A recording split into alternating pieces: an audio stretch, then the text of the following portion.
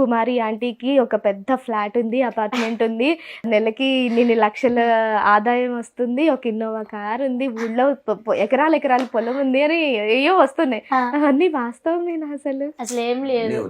మీకు నాకు కావాలంటే నా ఆధార్ కార్డు నెంబర్లు కూడా ఇస్తా. ఆధార్ కార్డు అన్ని మీరు కుడితే వచ్చేస్తుంది నా పేరు మీద ఏమున్నాయి అనేది.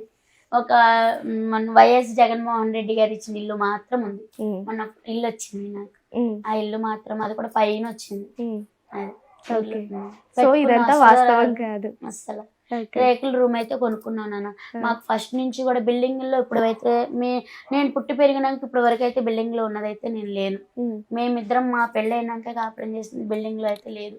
ఫస్ట్ నుంచి కూడా గుడిసెలో కూడా ఉన్నాం మేము. చిన్న ఊరు ఇప్పటికీ ఉన్నాయి. మన అపర్ణ టవర్స్ దగ్గర వెళ్ళే దారిలో ఇటు వెళ్తాం కదా, ఇజ్జిత్ నగర్ వెళ్తుంటే అక్కడ గుడిసెలు ఉంటాయి.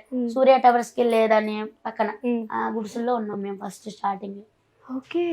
స్టార్టింగ్ స్లమ్ ఏరియా లా ఉంటుంది, ఒక మురికివాడ లాగా ఉంటుంది.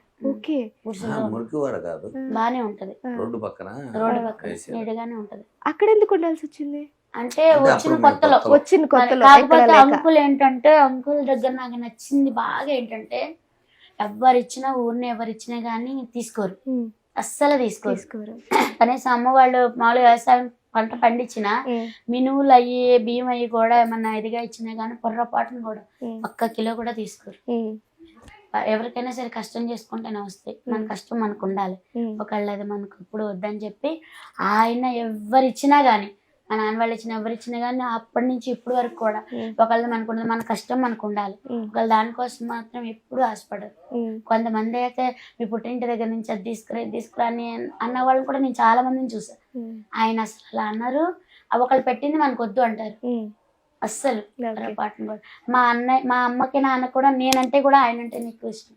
మళ్ళీ నేను తన కూతురినైనా కానీ అలాంటి మంచి హస్బెండ్ వచ్చినందుకు, నీకు మంచి భర్త వచ్చినందుకు నువ్వు చాలా అదృష్టం చేసుకున్నావు అని మా అమ్మ నానే అంటారు నన్ను. ఓకే, మీ పిల్లలు ఏం చేస్తున్నారంటే? మీ పిల్లలు ఎంతమంది? బాబుమో డిగ్రీ ఫస్ట్ ఇయర్, పాపేమో ఇంటర్ సెకండ్ ఇయర్. ఎప్పుడైనా మీరు ఫీల్ అవుతారా నేను చదువుకోలేదని, అయ్యో నేను కొంచెం చదువుకోని? అంటే అవునా, చదివిస్తానంటే చదువుకుంటారా? చదువు అంటే చాలా ఇష్టం, బాగా ఇష్టం. కానీ వాళ్ళు చదువుకుంటే కానీ నేను చదువుకోలేదని బాధపడుతుంటాను కదా, అందుకోసం వాళ్ళు నేర్పిస్తే ఏదైనా సరే ఒక రోజు నేర్పిస్తే చాలు. అదైతే నాకు ఇంగ్లీష్ అవి కూడా ఓట్స్ అవి కూడా హిందీలో మాట్లాడడం కానీ హిందీ కూడా నాకు రాదు, అవన్నీ కూడా నా పిల్లలే నేర్పించారు. అసలు హిందీ ఎంత బాగా మాట్లాడతారా అండి మీరు? నేనే షాక్ అవుతాను చూస్తా ఉంటే. పిల్లలు నేర్పించారు. కానీ మా పిల్లలు కూడా అంటారు, డాడీ పంపిద్దాం డాడీ మమ్మీని, బాగా చదువుకుంటుంది, ఏదైనా అంటే నేర్చుకుంటే ఇట్టే నేర్చుకుంటా ఏదైనా చెప్తే మాత్రం. సో మీకు చదువు అంటే చాలా ఇష్టం ఉండేది కానీ పరిస్థితుల వల్ల ఆగిపోయారు, అంతేనా?